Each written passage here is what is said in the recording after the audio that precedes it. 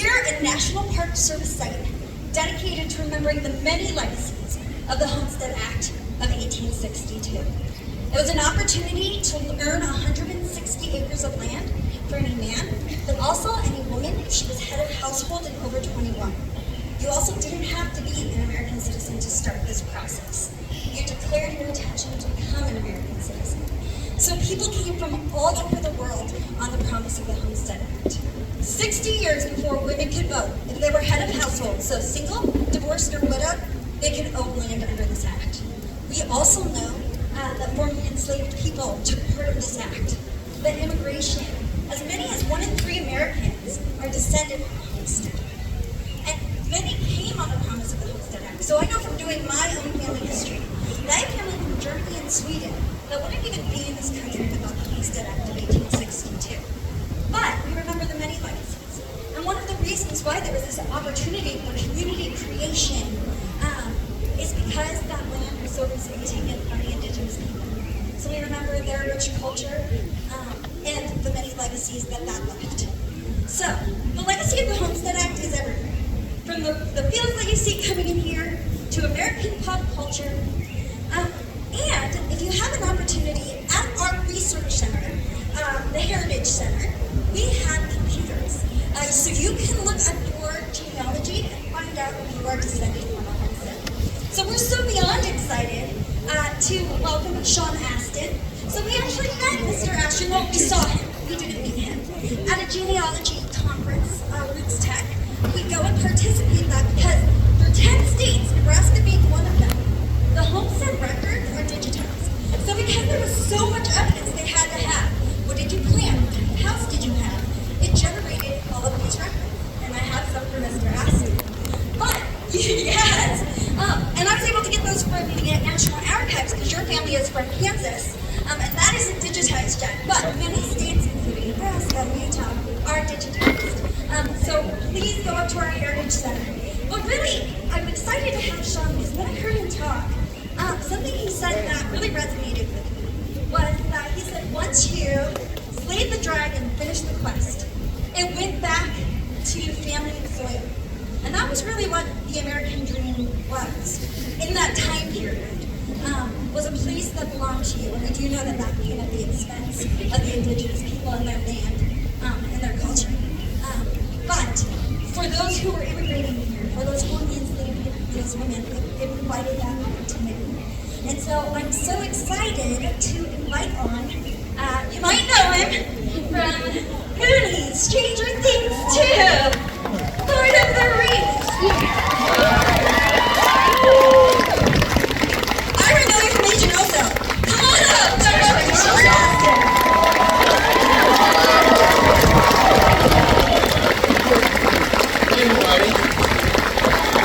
Before I want to say everything for a minute. First of all, so this is America. Nice to be in America. It's not just the flags. I can just tell. I married a girl from Indiana, and summertime in Indiana was, well, it's exactly like this. But I was looking at these flags. I got Iowa. Yes. I think I made a movie in each of the flags. Oh, There's Wisconsin, Minnesota. There's what else you got? Is Indiana? Is there Indiana? I see Kansas. I think Indiana might be an hour away. Yeah. I love this presentation of the flags. So, let me tell you. Tell me why. So, the Homestead Act settled land in 30 out of the 50 states, 10% of all land in the United States, over 270 million acres. So if you think of California... Is this a state when it was homesteading? No. Oh! So if you look, most of the land, so if you look at a map in 1860, and then you look at a map in 1900, it goes from all territory to all states, and a lot of that has to do with the Homestead, a great deal of it has to deal with the Homestead Act and people coming to get those 160-acre claims. It was a chance to earn that, so you had to plant a property, build a shelter in the winter. Yeah, you were saying, a woman can own land, great, but she has to work it just as hard or harder. Yes, and women who were married homesteaded as well, but under their husband's name. But they had to be single, over 21, widowed or divorced, and we even had a case where a woman was abandoned here in Nebraska. Her husband tried to come, so she proved up that land. She worked that farm with her children. He tried to come back, and the community rallied around her. What did she So she got the land.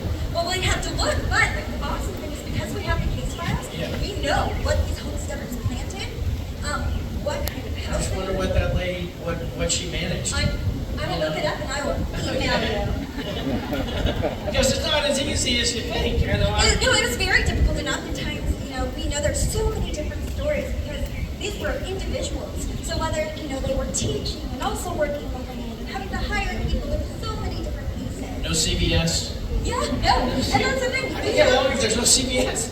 They have, craft demonstrators and quilters and indigenous artists. Do you remember, you couldn't just go to Amazon and be like, I need a blanket. Like, you were sewing that. My mom, you guys know my mom, Patty Duke, yeah? I was talking to some media folks and they asked me what people recognize me for the most in places like this in America. I said, my mom. Recognize me for my mom. But she made so much money in her life and she spent so much money and gave so much money away. But there was a period of time where she had this beautiful, what I think of as like a homestead. I think it started as 40, and then it was 80, and then I think it was 120 acres. And, the animals died of old age on that farm. You know what I mean? Like, she wasn't farming that. But she also didn't know, no, I'm just going to tell us a little story. She didn't know how to negotiate. She would walk into like a John Deere factory thing and pay sticker price for like the best combine. And you're like, Mom, these are for thousands of acres and they're going to be doing it all year and rotating it, and this is just for like the 20 acres so you can feed the horses. But there was one summer, I remember 4th of July, that's when I realized I had allergies. I didn't know I had allergies before that. But I sat in this combine. My stepdad basically said, you turn that, you push that, you go that way, and when you get out, you got to put the thing up there and buck the bales and boom. And then he left, and I'm like,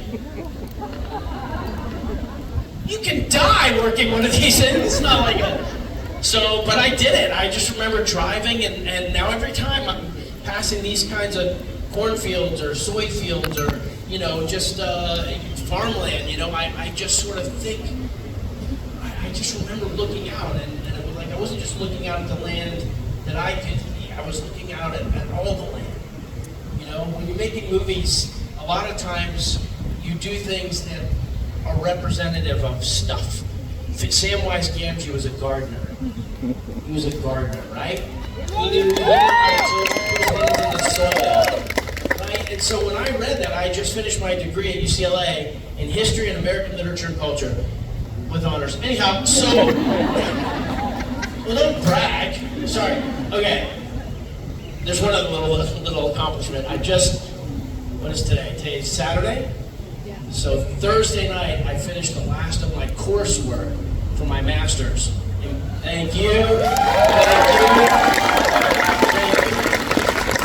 It's true, it's all true. We still have a paper to do, but public administration and public policy.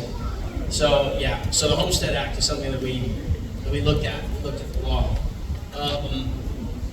Anyhow, the idea of a gardener is more than just, we have a garden. My wife loves to garden, but it's almost, I was going to say it's a frame of mind, but it's almost a kind of, it's spirituality in a way. When you realize the healing nutrients of the soil when you're working with the soil, and then you realize you have to protect it. You have to keep it safe. That's what Lord of the Rings is about. We go out, you're saying to fight the dragons and come back home. That's what Lord of the Rings is about. And home to me can mean a lot of things. It can mean my wife and my 3 daughters. It can mean, just coming here. It just feels like, I don't know, it just feels so normal and natural and normal people. Everyone always says to me, you're so normal. Yeah. Are you? So anyhow, the Roots Tech conference was amazing. I didn't know, I'd always wondered with the older generations, because I couldn't remember anything before my grandma, mostly because I was too hyper to sit down and pay attention and listen to anybody. That's what happens when you get older, young people, children, if you're here. You get old enough, and then you're like, I really want to understand something, and your grandparents have passed. So take advantage of the moments you have now and really listen, ask questions, and learn, take it in. won't regret it. But at the root, yeah, oh, there you go. That's a hearty applause for loving our grandparents. I mean, that's just a no-brainer right there. Yeah, so what was I saying? Grandparents, yeah, never thank you. That's it. Are you married? How many years you been married? Yeah, I'm 34. For 34 years married is in July. My wife was the exact same thing you just did, like, and that's what you were saying. Yep, no, it's fine. We'll wait. Oh my gosh, I had a moment with my wife that was so incredible. She was saying something, and I was like, honey, just slow down. This is Christine Louise. Born Christine Louise Harrell, Rolling Prairie, Indiana. This teen Indiana. She just had a new knee put in on Monday. She's killing it. She's riding that bike. She was walking within like a half hour, taking the steps. My wife is tough. But one time she was saying something, and I was like, just slow down. Just give me a second, like, catch up to what you're saying. Just wait a second. And she had this look. Wives and moms, this one's for you. Dads and husbands, I apologize. She goes, honey, do you know how much of my life I've spent waiting for you? I'm so sorry. You know, it's the get there faster school thing. Anyhow, I've always wondered what the boat looked like that my ancestors came over from Europe on. And at this Rich Tech conference that is hosted really by Mormon money, they did a genealogical reading on me, and they showed me some stuff, and they showed me the boat that my grandfather on my mom's side came over, and my grandmother. And she was very young, like, I don't know, she was very young. She came over, it's on the manifest. That's how they learn things that are on manifest, birth records, death records, wedding things that stand the test of time. You know, when you write in something like that, you don't realize it, but it's going to outlive you, and hopefully it can take care of it for all time. So then he came over like 6 months later in the same manifest, but like, you know, a few pages later or whatever. So now I'm going to hear for the first time ever from my father's side, my relationship to homesteading. So Amber, Ranger Amber, would you please do the honors? Yeah, so we were so excited you come. So I started looking at your genealogy as well as reading your book. And something we really see is generational value systems. Like when you think of an ancestor, it seems so long ago. But for a lot of people, some of the most valuable relationships in their life are their grandparents. And for them, some of the most valuable relationship in their life was their grandparents. And so that gets you to, your second great grandparents, to your ancestors. Really, when you think about what is your family value, what are some traditions you have? Is there a recipe? Is there a certain way you celebrate a holiday? Is there something like, with Sean's family, we see a real value of education within that Astin family. You talk a lot in your book about how your dad, John, has always valued education. And your grandfather, his name was Marley. Yeah, Alan Barley, yeah, he was the head of the Bureau Standards. Yeah, now the National Institute Standards. And he helped create technology that helped with World War II, right? He was one of the scientists who developed the proximity fuse, but his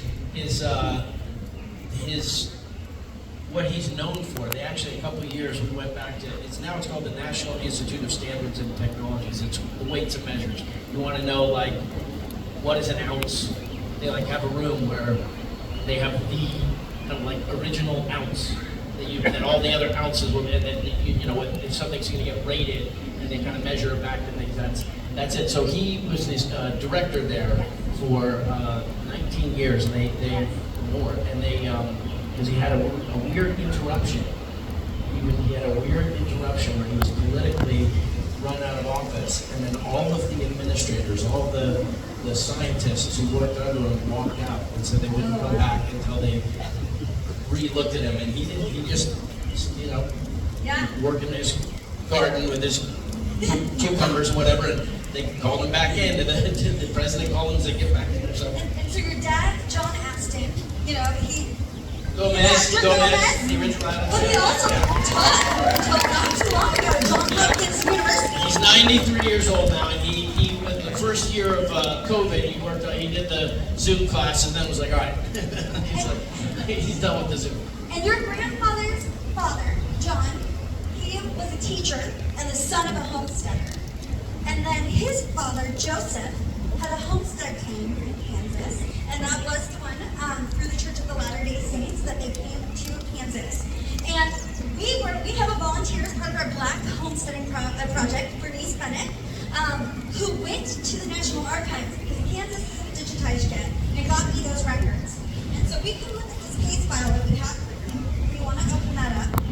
Should I be scared? No. And you can actually see, and please go to our Heritage Center building. You might be able to find this. So that second page is going to have their testimony. This is the entire file. This is the evidence, because you couldn't just take a picture. Land office at. It's Larner, Kansas, yeah. Original application number 1,477. Yes. Final certificate number 3,688. Approved by this person's got great penmanship. very curly. Oh man. But the meat and potatoes. This is my jam right here. The meat and potatoes, Sean, is when we get into this testimony. So, this is Joseph Astin's He testimony. writes his name exactly how my dad. I love that. And I can get you multiple Spelling is copies. like his person is the same. Yes. It's interesting. And it's going to have, because it was evidence, it's going to have what they planted, what their house was made of. They had a sod stable, but a frame house. My brother thinks he knows everything about all this stuff. I'm gonna punk him now. There's evidence of the Mackenzies, which she is named after, Yes. that they homesteaded as well. And I'd be happy to help you. This find is those records. so cool. Yes, and the witness testimony, and we know, so we actually have the one-room schoolhouse that was built by this community in 1872 on our site. It's never been moved. It was active until 1967, and when 70% of the people around here would have lived in dirt houses, houses made out of sod bricks, they built that building out of brick to show how much they valued education. We see that that's often a generational legacy of homesteaders, and so I think it's really cool to see how every generation of your family and the Astins have valued education, and now you're a master.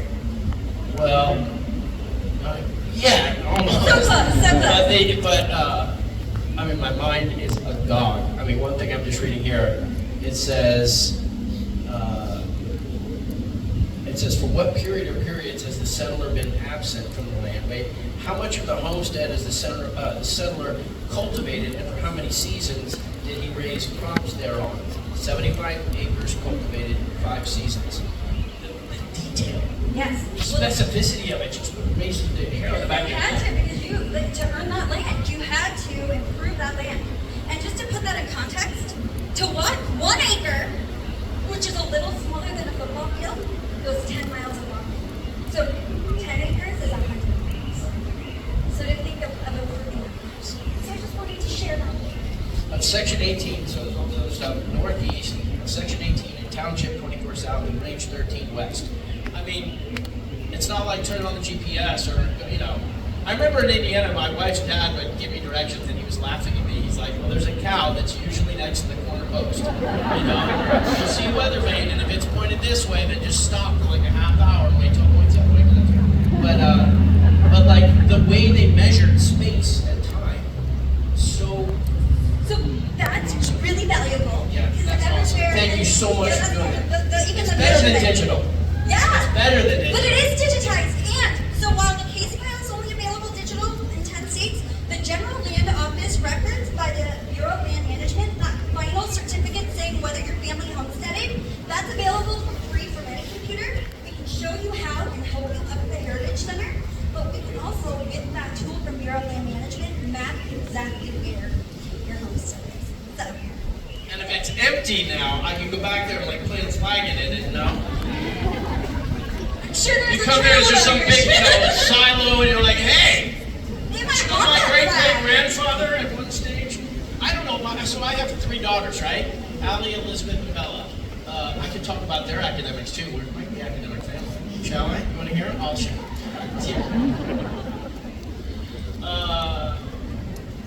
Allie won. She went to Harvard undergrad and Harvard for her master's. She won the Dean's Award for her master's, and now she's getting her PhD in Birmingham, England. So, and isn't that great? So, yes. Yes, soaking that in. She's an actor as well, an actress, and she would happily burn all the diplomas to just get like 3 episodes on NCIS, you know what I mean? Just kidding. I just keep feeling like the powerful women in my life are going to attack me through these trees for saying the wrong things. Elizabeth, they're all Louise, by the way. My wife wanted to keep the matrilineal line, so her grandmother was Louise Miller, her mom was Nancy Louise, Christine Louise is my wife, Alexandra Louise, Elizabeth Louise, and Isabella Louise. So that word Louise, when we see it someplace, if we have a boat, I'm going to definitely have to pay for it, and I can name it Louise, because that's, make my wife happy. So, you know. But Elizabeth just graduated from Pepperdine, and in the world of academia, you set me up with this academia stuff. So in the world of academia, there's the Latin honors, the cum laude, the magna cum laude, and the best of the best, the summa cum laude. Well, Allie at Harvard got magna cum laude. Elizabeth at Pepperdine got summa cum laude. So she can avoid that over her Harvard sister for the rest of their lives. You know, there's an instructive thing about that. You know, the kids work so hard. And Bella now is in her second semester, or second year at UC Santa Barbara. So, and she has a boyfriend. Okay, so I wouldn't have got through my education if Chrissy and I weren't together through the whole thing. So it seems like that's the route she's going on. But I'm like, anyhow, not too much family business. But one story that's kind of instructive about Elizabeth is she's so kind of like petite and mild-mannered and quiet. And she's everyone's favorite because she spends a lot of her time thinking about other people. My life, I'm like, what's that?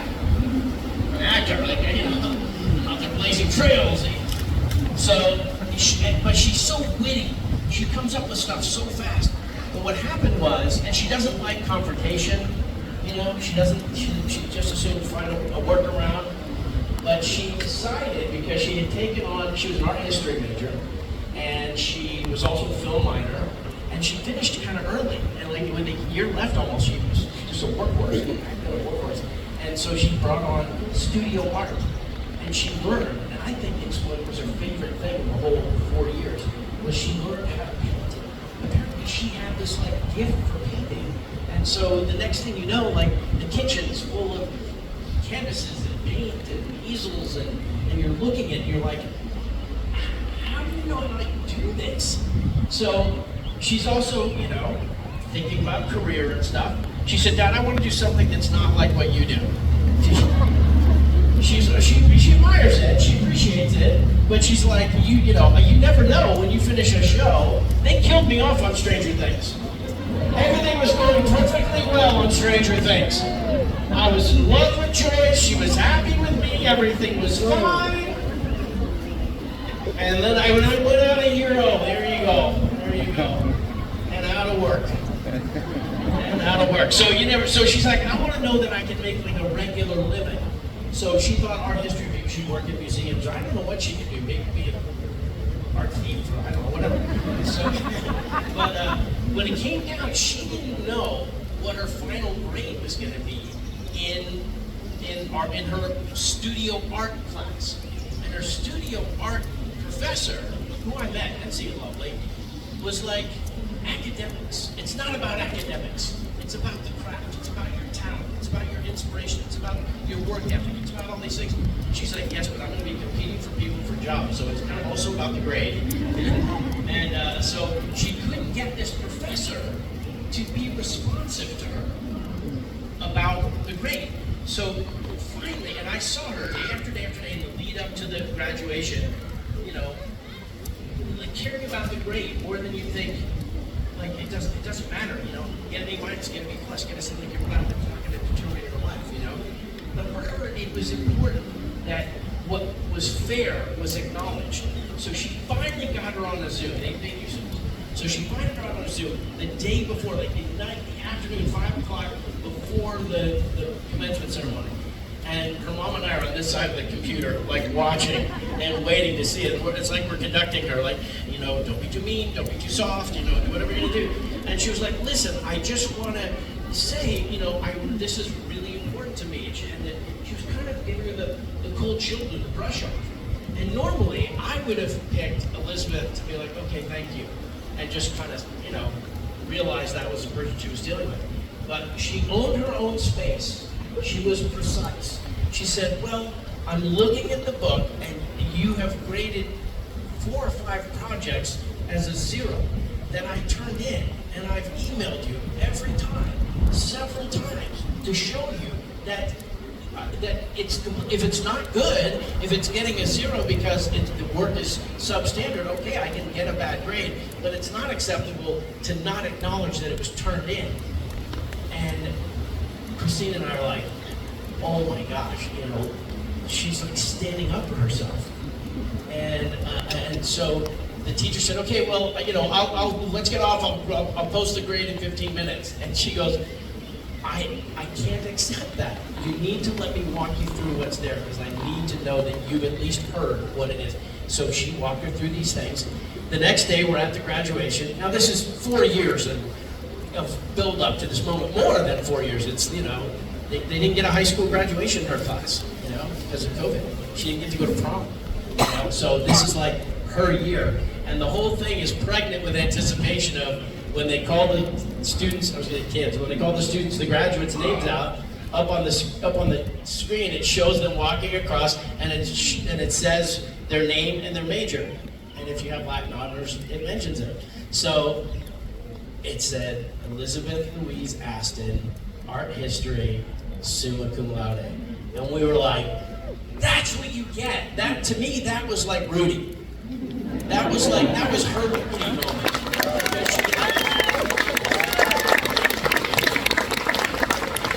You know, the thing that was worth fighting for her was her pride in her work. That's not nothing in this world. You know, it's so hard to do good work. It's so hard to apply yourselves with all the distractions that we have, all the great distractions, the bad distractions, and the good distractions. To realize that we're actually, you know, still in a position where we have to, you know, to tell you guys, we got to work. You know, you got to work, and you got to pay bills, and with your work and with your, you know, attention or contributing to this planet. You know, I hear so often about what you know, everything's bad. There's so much about everything's bad. You don't look bad. These flags don't look bad. I just drove in here from Omaha where they were having the College World Series. Those 5,000 people in shorts coming out of the hotels didn't look bad to me. They looked like they were having a good time. I just encourage you guys all to mind yourself, to take pride in what you do. Take pride in what you do and who you are. That's a message that I can say from my own experience. So I have been traveling. Oh, I just want to say a word about this. I've been traveling around. I do a lot of traveling. I used to travel a lot. We do Comic Cons. Anybody here ever been to a Comic Con? Yeah. It's Homestead NHP. Without one Star Trek person here. Many thanks to Big Bang Theory for popularizing, making it okay to go to those regional cons, because that's how we paid for Harvard and Pepperdine and UC Santa Barbara. But so I traveled doing a lot of those. I was just in Brussels. That was amazing. I was in Liverpool. I mean, you get to go out. I was just invited to South Africa. I get invited to like Portugal and, you know, Brazil and Sao Paulo, whatever. Like, it's just amazing how having accomplished a few cool things opens up the world for you. But I also, this year, made about 12 trips, I think I've done 7 so far, going and speaking about mental health issues. Yeah.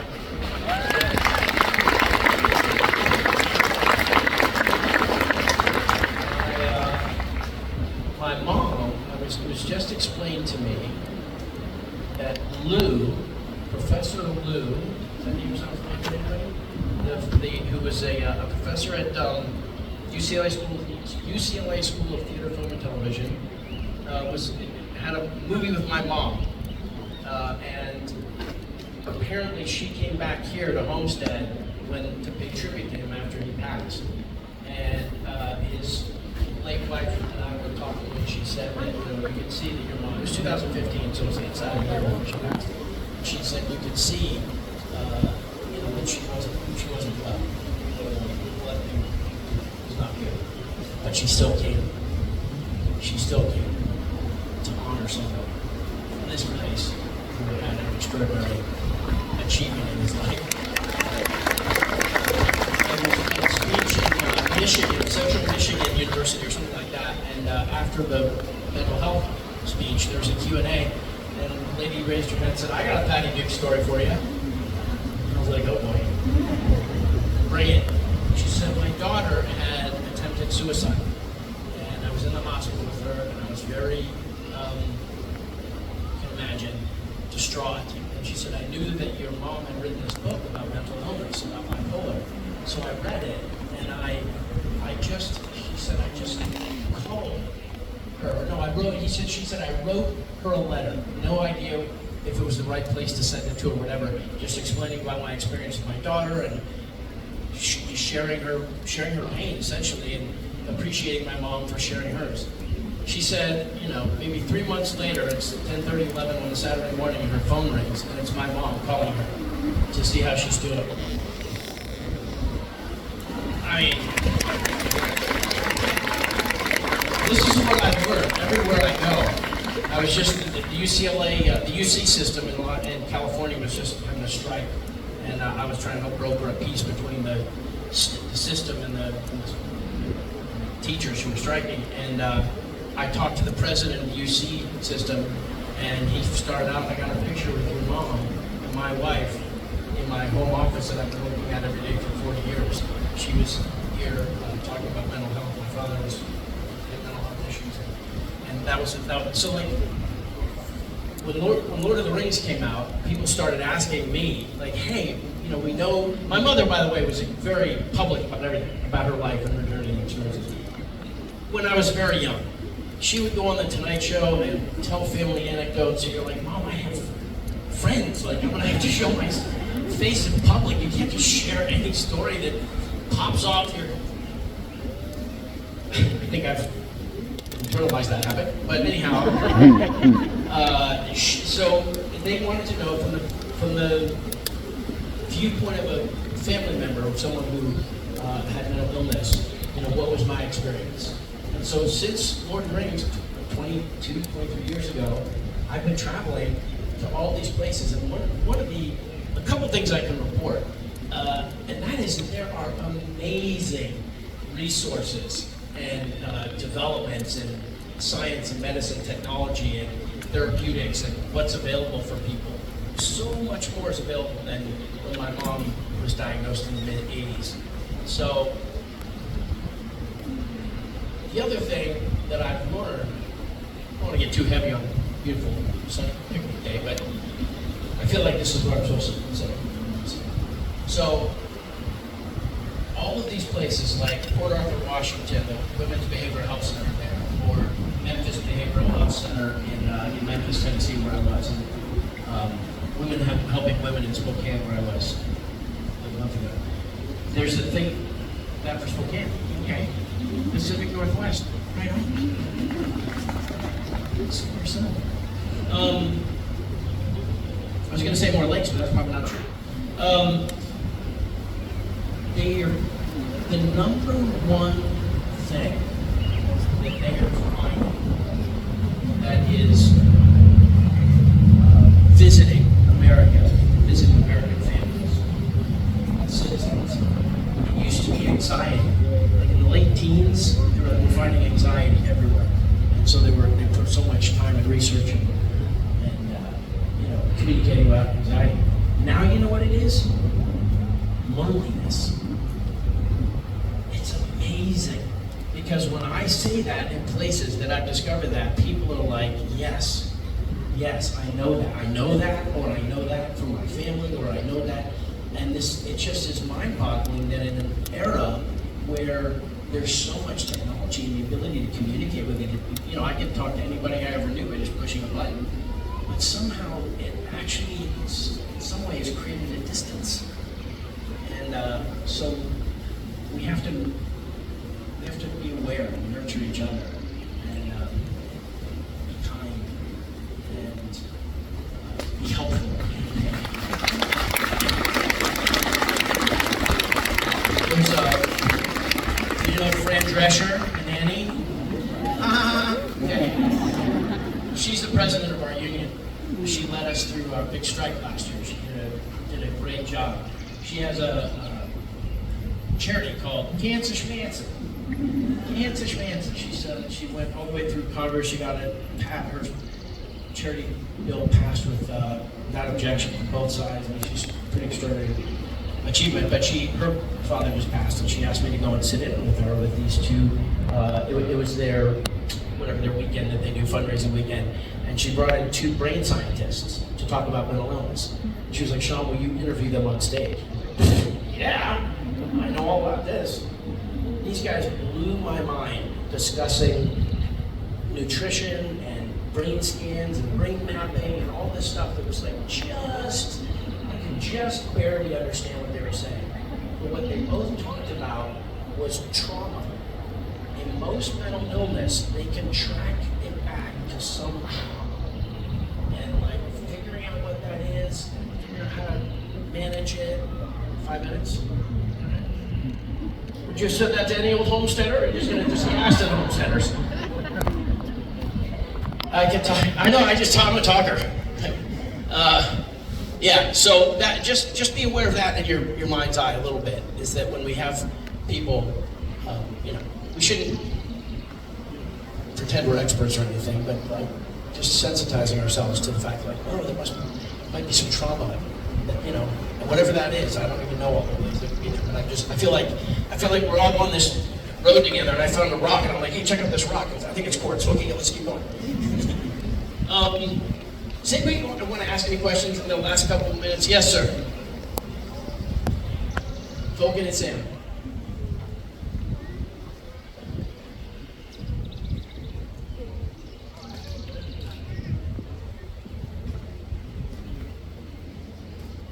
Okay, so he's asking about, he's doing a comparative analysis of J.R.R. Tolkien's The Lord of the Rings with William Shakespeare's King Lear. Now, I know he heard me earlier say that I have 3 daughters. Who kill him, right? That's an interesting thing. I think you can find, I will have to give that some serious consideration. I've seen Lear several times. I didn't get to see Ian McKellen, the wizard, play Lear, which he did, I think, 2 or 3 years ago or something, so that might have been able to answer some questions. His Sancho Panza. Yeah. Well, is he loyal? Is he brave? Then he's Sam.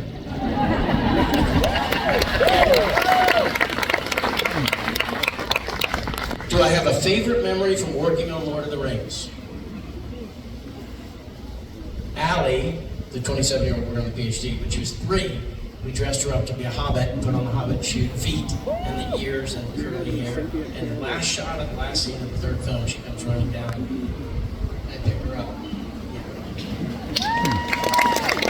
Stabbing Shagrat in the back of the Tower of Kirithumble. I see you down there, yeah.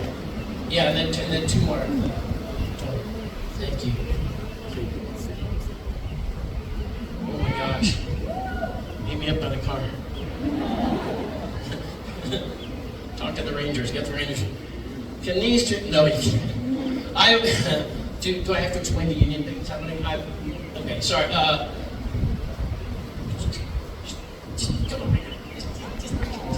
Just fast. Man, you can. Get out of your camera and get out of here. What the hell's wrong with you? Somebody will take a picture. All right. Where's your car? He said meet him at the car. All right. The car isn't here. Okay. The car is not here, people. Oh, this man is going to take our picture. But you'll hold it for minutes.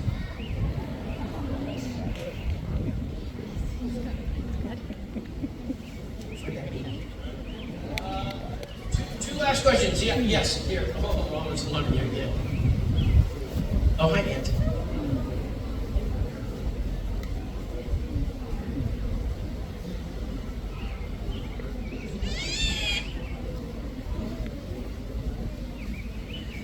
What's your name? Bella. My youngest is Bella. So Bella says that she aspires to be like me, like an actor, and she wants to know how I got there. Nepotism.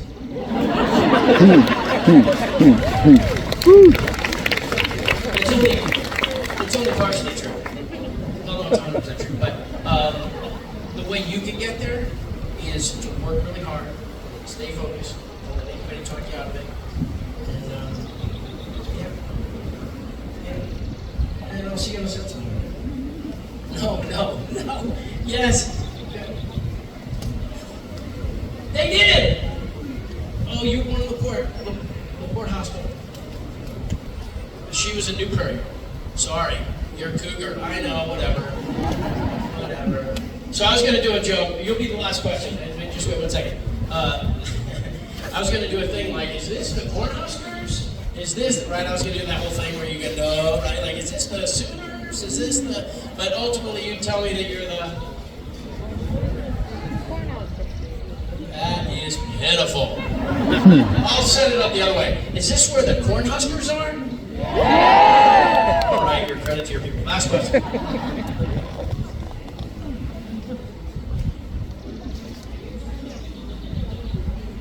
I played a good crazy guy. Hey man, the whole world was dying around him. It's hard to keep it together. Listen everyone, thank you so much for coming. I've learned so much about the Homestead Act.